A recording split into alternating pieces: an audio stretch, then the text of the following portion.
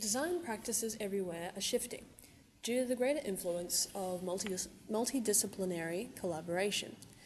Now, there are a few reasons for this, the first of which is time. Time, as most of us know, is something that there really isn't a lot of nowadays. It's suddenly become a rare and valuable commodity, and much like the phrase, time is money, our hours are spent on our priorities and ensuring that we're able to get through each day as it comes. Through teamwork and cooperation, there is a far greater use of time, and for businesses around the world, team collaboration and innovation is vital in determining and maintaining our global competitiveness.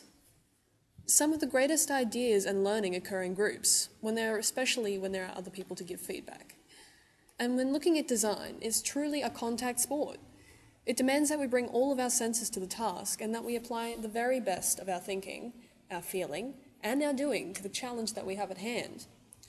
In this way, a better solution is obtained. The second is that working in groups encourages divergent thinking. Now, divergent thinking isn't a synonym for creativity, but it is an essential capacity for it. It is the ability to see many possible answers and many different ways of interpreting the question. As Edward de Bono maintained, it pays to think laterally, rather than to think in a linear or even convergent way. Thus, to think divergently is to realize that there is not always just one answer to the question. The issue is that in education today, most people are taught in a way that was defined by the Industrial Revolution, like in batches delineated by age. This has a negative effect in a number of ways. Not only do people learn at very different speeds, but there are people who perform better in particular topics than others who may be older.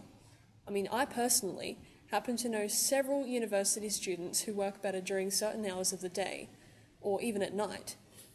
And by forcing these constrictions, particularly upon students working in groups, can create negative effects upon their learning experience.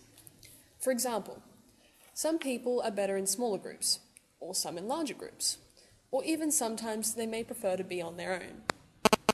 Increasingly, the education that we are being pushed through is about being made to conforming to standardized testing and curriculum, and it's all about standardization. So, an example of collaborative working can be seen from the recent group assignment that I completed with 4 other design students. Now, there was a set number of group, 5 to 6 people, and there was supposed to be at least one member from each design faculty, these being interior design, architecture, landscape, and industrial design.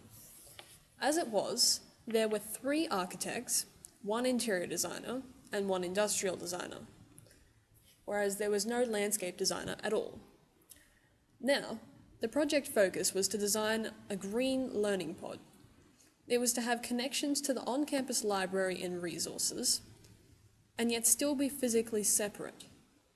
As someone who had just completed Architectural Design 1, I had the same lecturer and recently had explored pushing boundaries of what a library and a pod could really be. Does a pod really have to be a small enclosed space? Do there need to be set boundaries? And what if a library could simply be a space in which people shared knowledge with one another, without books or even technology? It's a library gym, but not as we know it. At first, within the group, there was a lot of sharing of ideas, and each group member seemed really pleasant and easygoing. In any project, it's well known that the group dynamic is what affects everything within it, from grades and motivation to documentation, and even the knowledge learnt overall for each person. Due to technicalities, one of our group members was forced to consider and role-play the approach of a landscape designer to make up for the missing faculty. Not only did this not play to his obvious strengths and knowledge, as good group work should, but the way it was approached and narrowed the views of what each of the faculties should be thinking about, forcing students to conform to a standardized pattern.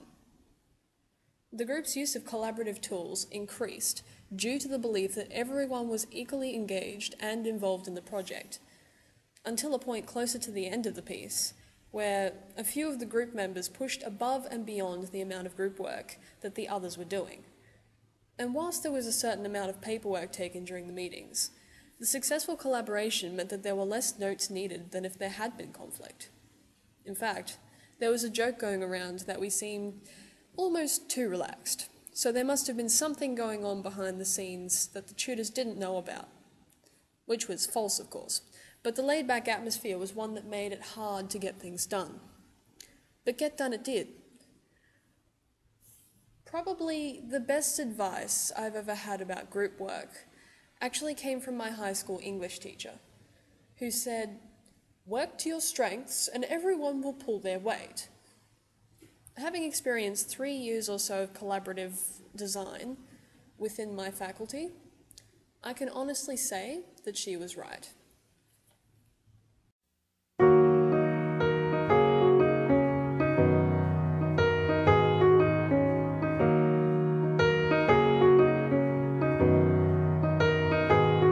Exile, it takes your mind again. Exile, it takes your mind again. You got suckers luck. Have you given up? Does it feel like a trial? Does it trouble your mind the way you trouble mine?